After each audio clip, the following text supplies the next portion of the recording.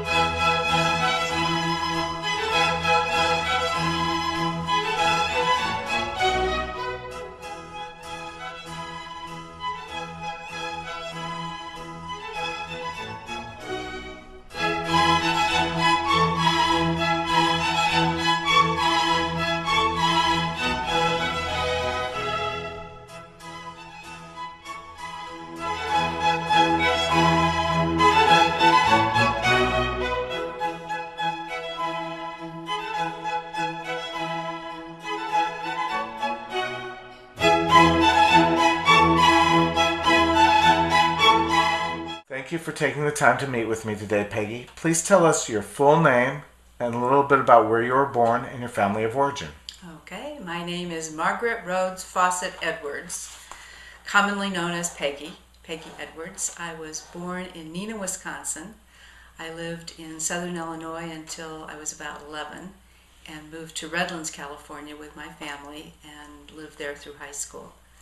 My family of origin is Midwestern roots, but transplanted Californians, as many Californians are. Mom, dad, and 2 sisters. The kind of all-American family, except 3 kids and all girls. What, if any, religion were you raised in? Was raised in the Presbyterian Church. Do you still attend that? No.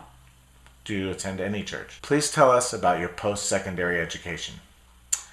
I went to Purdue University, and which was quite a big deal in coming from California to Purdue, and undergraduate there. And when I moved back to California a few years after I graduated, I got a master's degree in public administration from the University of California system. Which school? It was a combination. It was called the Consortium, and it was for people who were working. We met on Saturdays, and we rented faculty, basically. It met sometimes at Cal State LA, sometimes at USC, depending on where the professors were from. We had one professor who flew in from Las Vegas every Saturday morning to do a class and then flew back that night. And what was your bachelor's degree in? English and journalism. Only because my counselor told me at the beginning of my senior year if I wanted to graduate in 4 years, I'd better figure out what my major was, and that's what I had most credits in.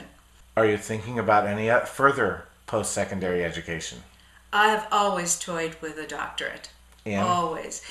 In organization development, maybe in public policy. I'm just intrigued with public policy these days. What is project management? To me, it's to take an objective, figure out what the deliverables are, and figure out how to work with people to organize to get those deliverables met.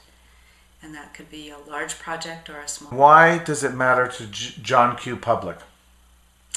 Because almost everything that people do in organizations or even individually is organized around what are the deliverables and how do you get to that. And so in nonprofit work, in public work, in private work, all of it, any work that we do generally needs to be organized and planned in some way. You didn't just arrive on my doorstep this morning.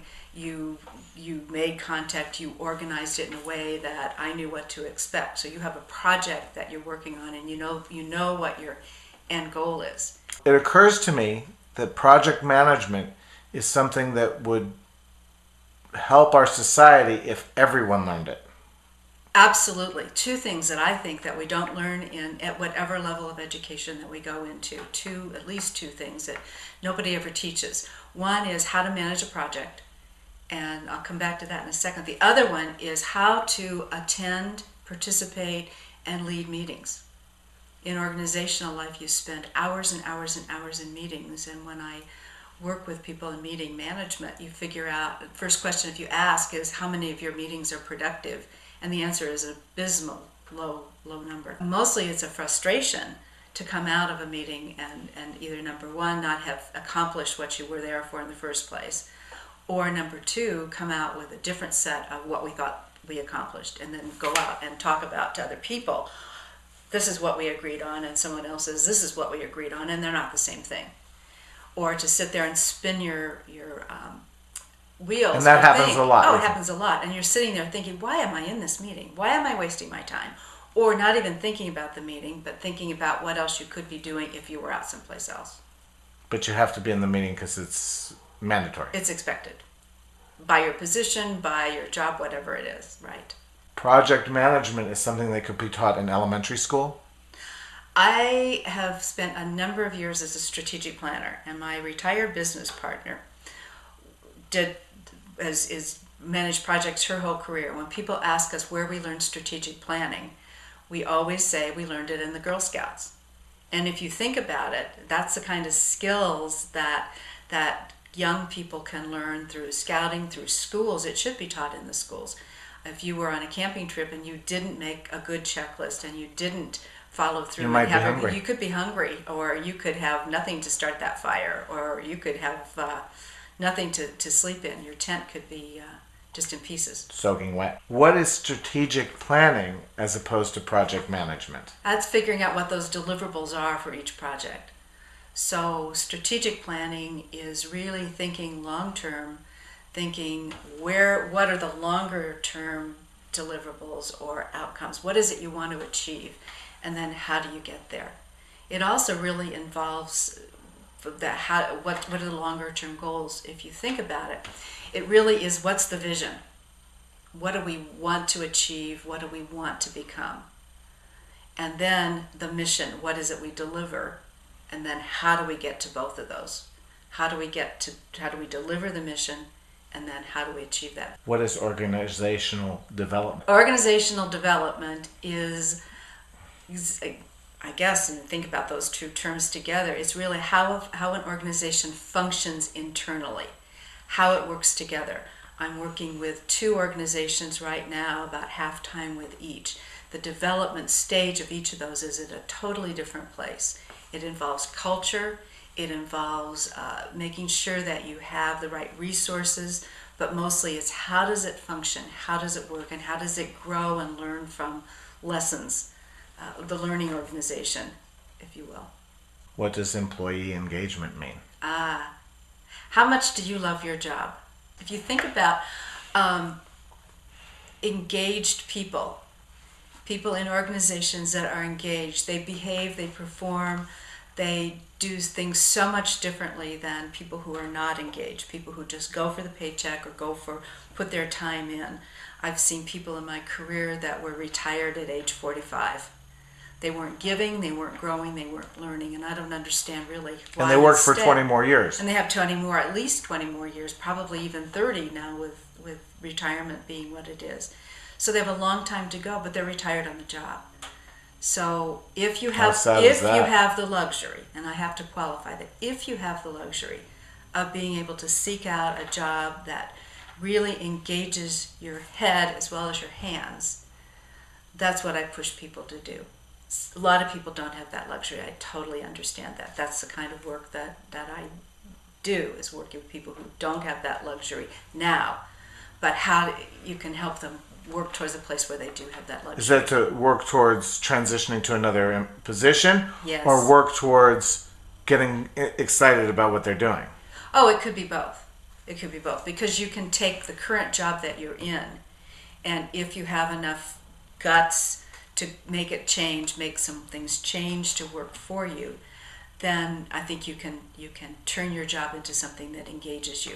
But let's face it, not every organization is open to having people suggest ways that would be more engaging. Is leadership learnable? Yes. Leadership is as learnable as behavior is changeable, because leadership really is behavior change. And if you believe that people can change, that they see, this is how I want to behave, this is how I want to interact with people versus here's how I do it now, then leadership is learnable. Leadership is not getting people to do what it is you want them to do. Leadership is helping a group of people achieve deliverables that they've all agreed on. You're a facilitative leader, and that's where the word facilitate comes from. Make easy. That's your job, is to make getting to where you've all agreed you want to go easy. Please tell me about reentry. Reentry. It's a word that probably the better word is reintegration, but we haven't kind of converted people into thinking that way. Reentry, as it's commonly used and the way I'm working with it now, is people who are formerly incarcerated, who are coming back into their communities, where they need to be able to be reintegrated into the community in a way that keeps them from going back into incarceration, whether it's county or state or federal. That's something that we're not very successful at in this country. We have a very high recidivism rate. So there are wonderful pockets of success all over the country. I happen to live in a state that's not been successful, and I live in a county that's not been successful in keeping that recidivism rate down. Why is he successful and we're not here? You'll find programs like that all over Los Angeles County and all over California. What you won't find is a system at either the state level or the county level that supports or links those programs together. What you'll find is public policy for years and years and years that was focused on building more prisons, to the point where the federal government stepped in and said you can't continue to put people in the prisons and in the medical facilities in our state because you are violating their rights. It's cruel and unusual punishment. And the state finally responded to that under court order. But they just let people out. That doesn't do any good. No, they're not just letting people out. They're beginning to look at the nature of the violation instead of saying, let's just lock people up and throw them away, throw the keys away. They're beginning to look at and say, there is a series of felonies that have put people in prison that are non-violent, non-serious, and non-sexual predators. They're not sexual predators, they're not violent. So most of these are drug. Most of these are drug sales or possession or use. And how those have been applied to people basically has to do with race, community, homeless or housed